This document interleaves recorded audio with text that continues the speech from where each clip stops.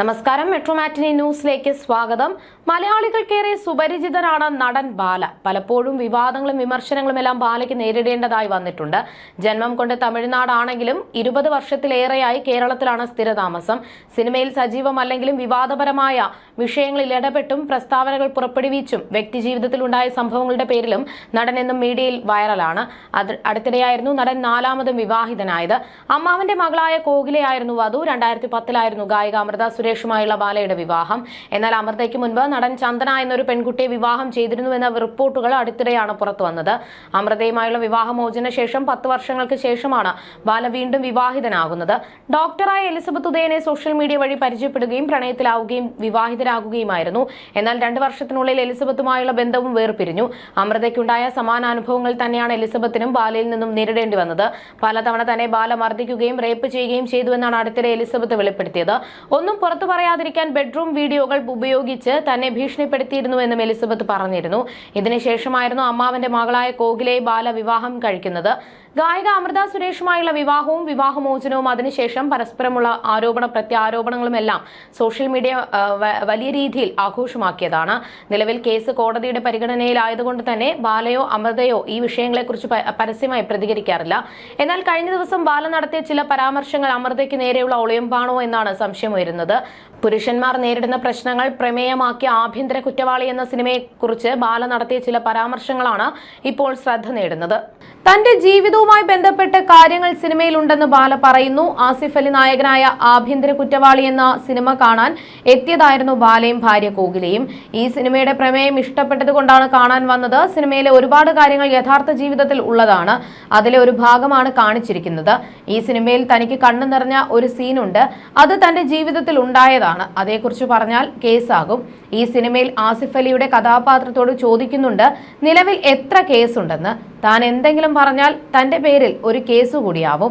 വക്കീലുമൊത്താണ് cinema കാണാൻ വന്നത്. നമ്മുടെ ജീവിതത്തിൽ നടന്ന ചില കാര്യങ്ങൾ സിനിമയിൽ കാണുമ്പോൾ ഭയങ്കര ഫീലാകും. കണ്ണു നിറഞ്ഞുവെങ്കിലും നിയന്ത്രിച്ചുവെന്നും ബാല പറഞ്ഞു. ആസിഫ് അലിയുടെ കഥാപാത്രം മകളെ കാണാനായി കോടതിയിൽ പോകുന്ന രംഗമുണ്ട്. അതൊക്കെ റിയാലിറ്റിയാണ്. സ്ത്രീകളെയും കുട്ടികളെയും ഒക്കെ പീഡിപ്പിക്കുന്നത് കാണുമ്പോൾ എത്രയോ ആണുങ്ങൾക്ക് ദേഷ്യം വരും. അതുപോലെയാണ് ആണുങ്ങളെ ഉപദ്രവിക്കുന്നത് കാണുമ്പോൾ സ്ത്രീകൾക്കും ദേഷ്യം വരുന്നത്. തൊട്ടടുത്ത സീറ്റിലിരുന്ന ഒരു അമ്മൂമ്മ തന്റെ അടുത്ത് വന്ന് കയ്യിൽ പിടിച്ചു പറഞ്ഞു, മോന്റെ കാര്യങ്ങൾ അറിയാം, തളർന്നു പോകരുത്, ജീവിതത്തിൽ തിരിച്ചു വരണം എന്ന്. ഒരു ആണിനെതിരെ കേസ് കൊടുക്കുമ്പോൾ അവന് സാമ്പത്തികമോ കുടുംബത്തിന്റെ പിന്തുണയോ ഇല്ലെങ്കിൽ തകർന്നു പോകും. അവന്റെ ജോലി, പ്രായം, സുഹൃത്തുക്കൾ, ബന്ധങ്ങൾ എല്ലാം പോലും സമൂഹത്തിൽ വില്ലനായി മാറും. 4 പേരുടെ മുഖത്ത് പോലും നോക്കാൻ പറ്റാത്ത അവസ്ഥയാകും. ഓപ്പോസിറ്റ് സൈഡിൽ മാസം നല്ല പൈസ കിട്ടും. നല്ല വക്കീലുണ്ടെങ്കിൽ മാക്സിമം സ്വത്തെടുത്തുകൊണ്ട് പോകാൻ പറ്റും. പെണ്ണ് വിചാരിച്ചാൽ ആണിനെ നശിപ്പിക്കാൻ പറ്റും. ഇന്നത്തെ ജനറേഷനിൽ പലർക്കും വിവാഹം കഴിക്കാൻ പേടിയാണ്. ഡിവോഴ്സ് ആകുമോ എന്നുള്ള ഭയമാണ്. നല്ല പെണ്ണിനെ തേടി കണ്ടുപിടിച്ചു കെട്ടണം. തനിക്ക് നല്ല പെണ്ണിനെ കിട്ടിയിട്ട് കുറെ വർഷങ്ങൾ കഴിഞ്ഞാണ് മനസ്സിലായത് ഈ പൊട്ടന് നല്ല പെണ്ണിനെ കിട്ടുമ്പോൾ ജീവൻ മാത്രമല്ല സ്വത്ത് കൂടി എഴുതി കൊടുക്കാം. സ്ത്രീക്കും പുരുഷനും തുല്യമായ അവകാശം വേണം. ഏത് നിയമമോ ദൈവമോ മതമോ ആയാലും അച്ഛനെയും മക്കളെയും പിരിക്കാൻ പാടില്ല. അതിനുള്ള അവകാശം ആർക്കുമില്ല. ഒരച്ഛൻ മാത്രമല്ല തകർന്നു പോകുന്നത്, ഒരു കുടുംബവും ആ വംശവും തന്നെ തകർന്നു പോകും. ബാല പറയുന്നു, നിയമത്തിൽ സ്ത്രീക്കും പുരുഷനും തുല്യ അവകാശമില്ല. ആണിന് തുല്യ അവകാശം ഇല്ല. പെണ്ണിനാണ് അവകാശം കൂടുതൽ. നിലവിൽ നടക്കുന്ന കാര്യമാണ് ഈ സിനിമയിൽ പറയുന്നത്. ഇത്തരമൊരു സ്ക്രിപ്റ്റ് എടുത്ത് അഭിനയിക്കാൻ ധൈര്യം വേണം. സെക്കൻഡ് പാർട്ട് ഉണ്ടെങ്കിൽ താൻ അഭിനയിക്കാം. സ്വത്തെഴുതി വാങ്ങിയതിനെ കുറിച്ച് ചോദിച്ചാൽ ഇനി അങ്ങോട്ട് കൊടുക്കാൻ തന്റെ കയ്യിൽ ഒന്നുമില്ല. ഒരു വളയും കുറച്ച് മോതിരങ്ങളുമേ ഉള്ളൂ എന്നായിരുന്നു ബാല പറഞ്ഞിരുന്നത്. അമൃത ജീവനാംശമായി കോടികൾ കൈപ്പറ്റിയെന്നും തന്റെ സ്വത്തിന്റെ 3/4 പങ്കും കൊടുക്കേണ്ടി വന്നുവെന്നും ബാല മുൻപൊരിക്കൽ പറഞ്ഞിരുന്നു. എന്നാൽ മകളെ സ്വന്തമാക്കാൻ വേണ്ടി ഒന്നും വേണ്ടെന്ന് വെച്ചാണ് താൻ അവിടെ നിന്നും ഇറങ്ങി വന്നത് എന്നാണ് അമൃത പലപ്പോഴും പറഞ്ഞിട്ടുള്ളത്. സ്വർണത്തെക്കുറിച്ചും ബാല ഒരിക്കൽ പറഞ്ഞിരുന്നു. അതിനും അമൃത കൃത്യമായി മറുപടി പറയുന്നുണ്ട്. എന്റെ സ്വർണം, എന്റെ വണ്ടി ഒന്നും ഞാൻ എടുത്തിട്ടില്ല. സ്വർണം സ്ത്രീധനം കൊടുത്തിട്ടില്ല. എല്ലാം ബാലച്ചേട്ടൻ തന്നതാണ് എന്നൊക്കെ ആയിരുന്നു. എന്നാൽ അത് അങ്ങനെയല്ല. എളമക്കരയിലെ ഒരു വീട് വിറ്റിട്ടാണ് കേരളത്തിലെ പ്രമുഖ ജ്വല്ലറിയിൽ നിന്നും സ്വർണം എടുത്തത്. അത് പർച്ചേസ് ചെയ്തതിന്റെ ഇൻവോയ്സ് ഉണ്ട്. വേണമെങ്കിൽ ഉറപ്പായും അത് സബ്മിറ്റ് ചെയ്യാമെന്നാണ് അമൃത നിറക്കണ്ണുകളോടെ ഒരിക്കൽ ലൈവിലെത്തി പറഞ്ഞത്. 2010 അമൃത സുരേഷും നടൻ ബാലയും പ്രണയിച്ച് വിവാഹം കഴിക്കുന്നത്. 2012 ദമ്പതിമാർക്ക് ഒരു പെൺകുഞ്ഞ് ജനിച്ചു. മകൾക്ക് 3 വയസ്സായതു മുതൽ ഇരുവരും വേർപിരിയാൻ തീരുമാനിച്ചു.